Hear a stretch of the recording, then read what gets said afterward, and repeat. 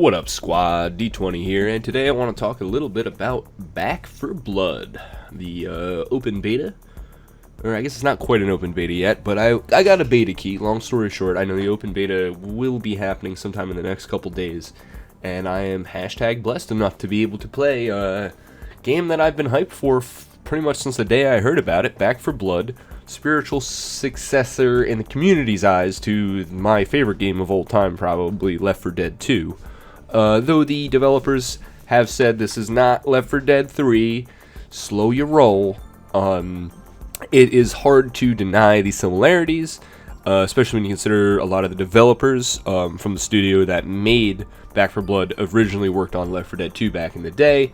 In addition to a lot of the similarities they share, it's completely okay to compare the two. Just understand that the studio wasn't necessarily going for the whole sequel thing.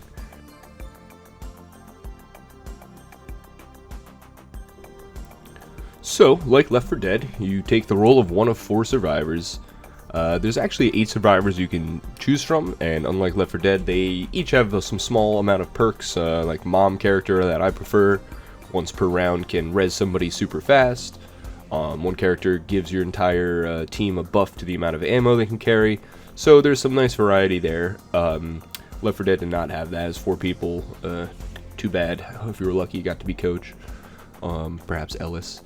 And you start with some okay guns, run through the level, pick up some better guns, shoot various zombies, overcome various obstacles.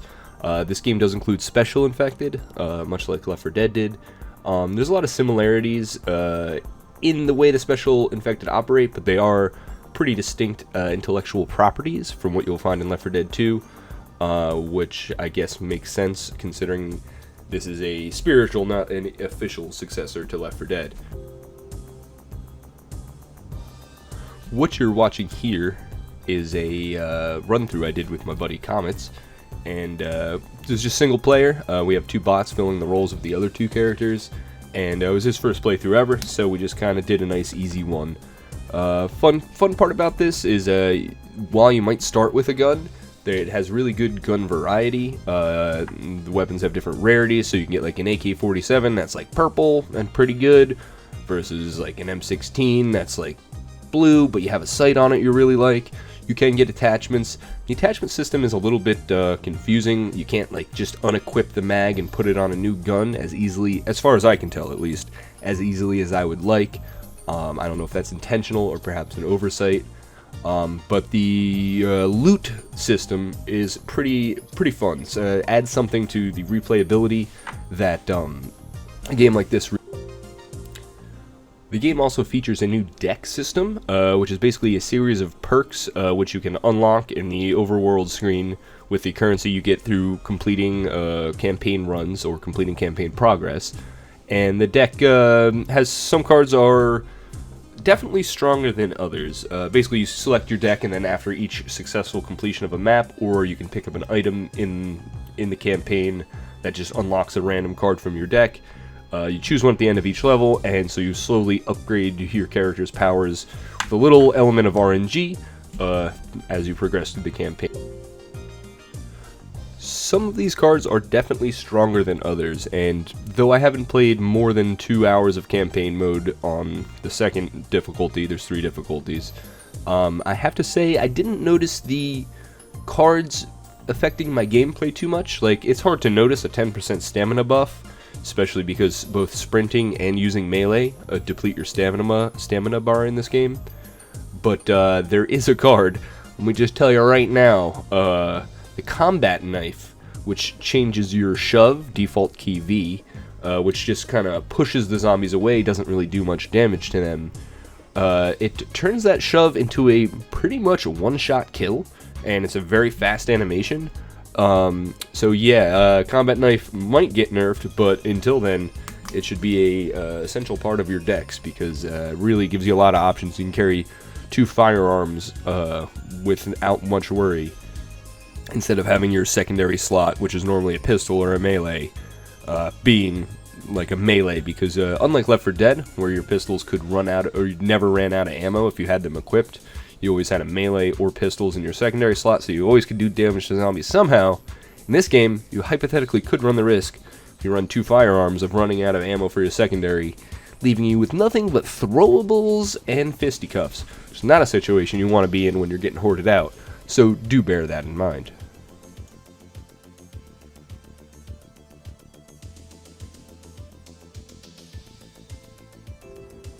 So I guess mild spoilers from here on out. Probably not necessary to say, but I like to err on the side of caution, because I respect you, squad. But mild spoilers, you'll be seeing moving forward here, the first part of campaign mode, including the bit in which they showed at the gameplay reveal at a gaming event a while back, featuring the ogre. So I think we've covered the bases pretty well on what this game is trying to be and does, and is. But there is a few notes I'd like to give. I know, and again, this is a beta, and I have full faith in the game after playing the beta. I did pre-order it like a consumerist cuck, because Left 4 Dead just has that kind of power over me. But there's a couple things I'd like to see addressed in the final release, which I'll address here now.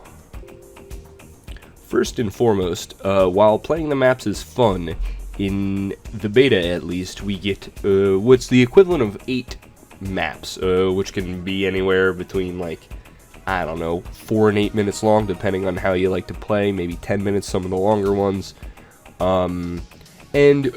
Frankly put, that's not a lot.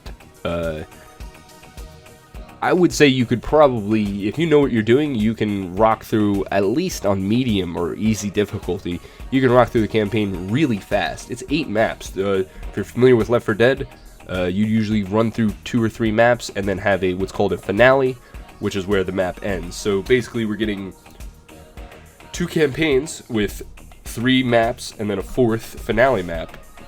But it lets you play them all in one shot, so you keep up, if you stay alive, you keep upgrading your decks and keep acquiring the currency called copper as you run through the campaigns, which allows you to buy upgrades and such at the end of at the beginning of each new campaign. And because we're doing the Left 4 Dead 2 comparisons, I gotta say, Left 4 Dead 2 dropped with at least twice as many maps, if I recall correctly. They added 1 or 2 more. And then they also ported over all the maps from Left 4 Dead 1. So I believe we ended up with 10 maps, 2 of which were a little shorter than the rest for Left 4 Dead by the end of Left 4 Dead's 2 effective lifespan. So it would be disappointing to see a $60 game in the year of our Lord 2021 launch with essentially half the content of a 10-year-old masterpiece. But we will wait and see. I have not heard anything about that. But I do feel obligated to mention that as it stands now, the campaign is a little. Also, within the campaigns themselves, while the core mechanics are fun and definitely is the basis of a great game, I felt a little polish was needed. What it's really missing, quite frankly, is the witch added to Left 4 Dead. That moment where you're running through a map, which is largely the same every time, if you're familiar with the concept of dynamic pathing, which Left 4 Dead did very well in its campaign mode. Basically, you'll come to an area where previously there was a tunnel you could go through, the tunnel is gone, and now you need to choose to take a ladder or some stairs or something and get to further in the level in a way different than you had to do last time. While the dynamic pathing did not exist in Left 4 Dead Versus mode, it was a very prevalent feature of the campaign mode. And from what I've noticed in my 3 or 4 playthroughs now of Back 4 Blood, is that pathing is there to some degree, but it's almost unnoticeable, and that's a little disappointing. The variety that the cards add and the loot adds isn't quite enough to make up for the fun of dynamic pathing. So that's a concern. They have birds. They've added birds as these flocks of birds will randomly spawn on the ground throughout a map, and if you run up to them too close or shoot at them, they'll fly away and summon a horde, almost like you got Boomer Biled or whatever in Left 4 Dead. So that's cool, that's creative. I'd like to, car alarms still exist like in Left 4 Dead, though to a lesser degree it seems. And that's some innovation, but given the 10 years between the 2 titles, I'd really like to see a little bit heavier innovation on that part. But again, it's a beta, and I do have high hope. But again, on the note of what we call the elite tier special infected of Left 4 Dead, which was the tank, a giant creature that could punch and hit you very hard. It was had a lot of health. It was like just a big old tank, and it was very scary when it comes, because you know you have a big fight and he's difficult to take down, generally speaking, especially if you're getting assaulted by a horde of commons at the same time. So you heard that tank music come in Left 4 Dead as you're running through your level, popping zombie heads. Gave you a good sense of fear, and you knew you had to. You needed to fortify, find a position, and make a game plan with your buddies because this tank was going to be coming in hard. In this game, in the second map, we get the Ogre, which is probably this game's spiritual equivalent of a tank. However, it introduces the tank to us in almost like a cinema scene. He comes out of the ground, spoilers obviously, he comes out of the ground, he runs at you, you run in a tunnel, you shoot some more zombies, and then you can run away from him and get safe and then just go back and shoot him. And then if he has enough damage, he'll just crawl away. He'll go back under the ground and crawl away. You can kill him though, pro tip. But it only occurred in 1 out of the 8 levels. Tanks were in every other level occurrence, generally speaking, in Left 4 Dead. And knowing that, oh shit, we're gonna have a tank coming up. Be sure we have enough health in the back. You know, got a couple mollies. That's just totally missing from this playthrough, and that's a bummer. I noticed it. I felt it. Same with the Witch. Witch is the opposite of the tank. She's the creepy little zombie that sits there. You can hear her crying from far away. So that sound cue just kind of immediately puts the fear of God in your heart. And you're like, okay guys, there's a witch there. We can go double back and go around her, or we can set her on fire and try to kill her before she gets to one to us. In Left 4 Dead, the witch will one hit in cap you if she hits you. So really need those roles to be filled. That added just a little something extra that made Left 4 Dead so great, and I think Back 4 Blood could really benefit a lot from incorporating something like that. So lastly, we gotta talk about the thing I'm most excited for about Back 4 Blood, the thing I enjoyed most from Left 4 Dead 2, and that was the Versus mode. Versus mode not only allows you to take on the role of the 4 survivors, or cleaners as they call them in Back 4 Blood, but it allows you to play as the Special Infected, and that's what or Ridden, as Back 4 Blood calls it, and that's what you're seeing on the screen here. This is a Versus game I got into the other day. I gotta say, it's pretty freaking fun. You basically have 3 types of Special Infected, 3 like archetypes, and then within those 3 archetypes, they have 3 other variations within it. So you got the tall boy here, which I am. He has one variant which does large melee damage, and another variant which moves a little bit faster, doesn't have as much health, but can grab them and pin them, which hopefully you'll see here in a minute. Yes, see that? I just picked up that red guy, and he was unless his teammates kill him or knock him free from my grasp, there's nothing you can do. So it's like getting boomered, or it's like getting chargered or smoked in Left 4 Dead. So I really think they did pretty impressively with the variants of the Special Infected, considering, you know, not being able to use the Left 4 Dead intellectual properties. I had a blast. I'm not gonna lie. It's really satisfying to, you know, get your team together and just execute that awesome play that just separates the team and really punishes them not sticking together. Another super cool thing is the better you do as infected, you can see I'm getting those little orange points there, +1 damage to cleaner. You press tab, you can bring up a menu, and you can put those points into either upgrading the common infected, the horde that comes to attack the enemies, or the health and various attributes of the Special Infected, like the tall boy or what have you. So that's a pretty important element that really does add a lot to the Versus experience. However, being a Left 4 Dead fan and being at least a lurker on the subreddit, I do need to take this opportunity to voice a concern of mine and the community at large, and that is the lack, and more frighteningly, lack of plans to enact a campaign versus mode. In Left 4 Dead 2, I know you're tired of hearing me saying it, but in Left 4 Dead 2, you ran through the maps, you had to get from your safe room to the end safe room, while the human players that had control of the infected tried to stop you. The coordination on the infected was so important. You needed to know the map, know, hey, let's all wait for our spawns to line up, go up ahead, jump off this building, boomer, charger, spitter, smoker, whatever it may be. That sort of planning, and yeah, it's indescribable. That's what made Left 4 Dead versus so satisfying. It was hard as hell to play as the Infected. You really needed to. The teamwork was everything. You needed to hit all 4 survivors within the same 3 or 4 second window to really have a chance at stopping them. And I gotta tell you, as nice as the gameplay of Back 4 Blood is, just having your 4 survivors in the starting area, you loot a couple things, but then you just stand there and wait for the Infected to throw themselves at you, and you fortify. You're not on the move. And it's just such an important dynamic for which makes Versus so much fun. That mobile versus, defending mindset.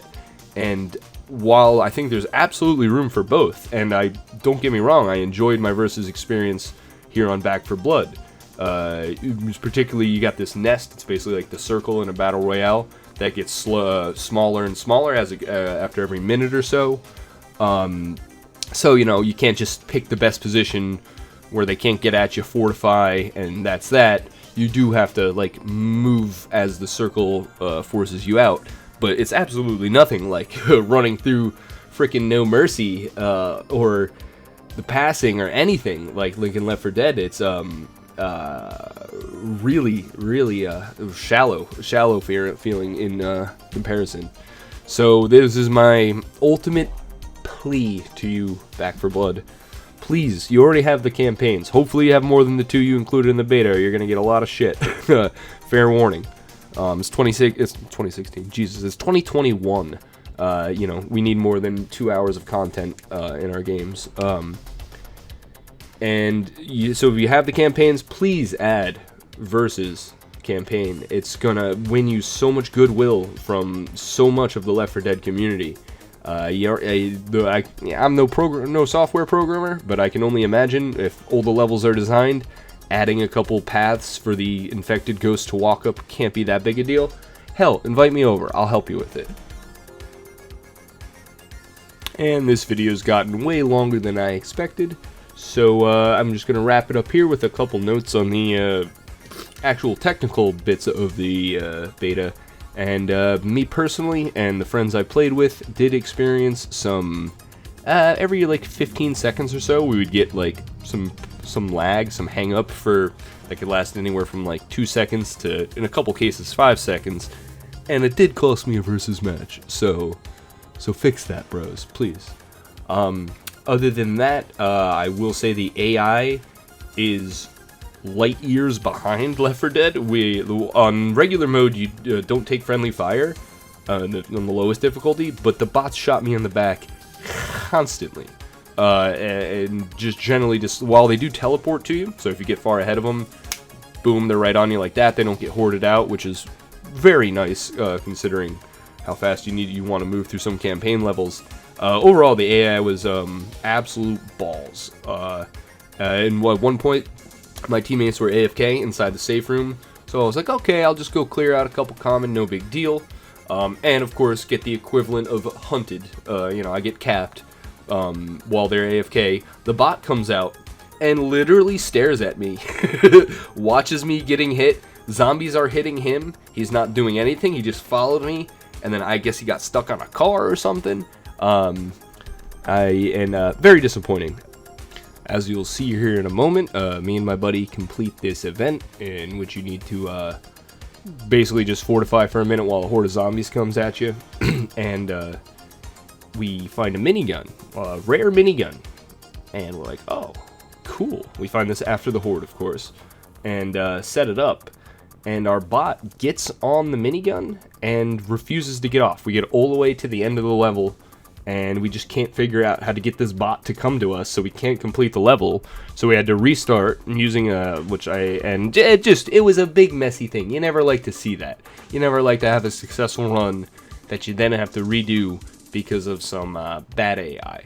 Now again, I'm happy to chalk that up to a beta, but I'm gonna need to see that fixed in the final release. There's no excuse for that in 2021. So yeah, this is that event, and you'll see that bot thing near the end. But yeah, the overall the sound design was good. The user interface, quality of life was great. It has a ping system, which is pretty essential in the year of our Lord, 2021. The in-game chat worked pretty well. It was clear. Apex Legends, please take notes. You get some funny little bits of character development between the survivors as they're, going through the levels. I found the Hoffman guy to be pretty funny as well. Remember, toilet paper is wasteful. Invest in some washable wipes. So yeah, despite some definitely needed improvements to be a polished AAA title, my hype remains strong for this game. Again, that's my Left 4 Dead nostalgia talking, but keep it tuned here for updates and more when the game drops in October, and I'll see you in the lobby. Thanks for watching, and have a great day.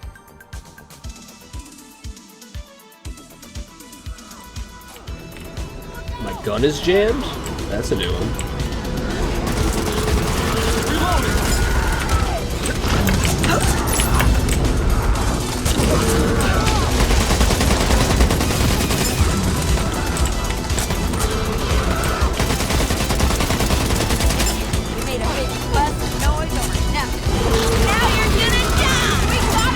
Almost. Nice. Don't worry, I'm here.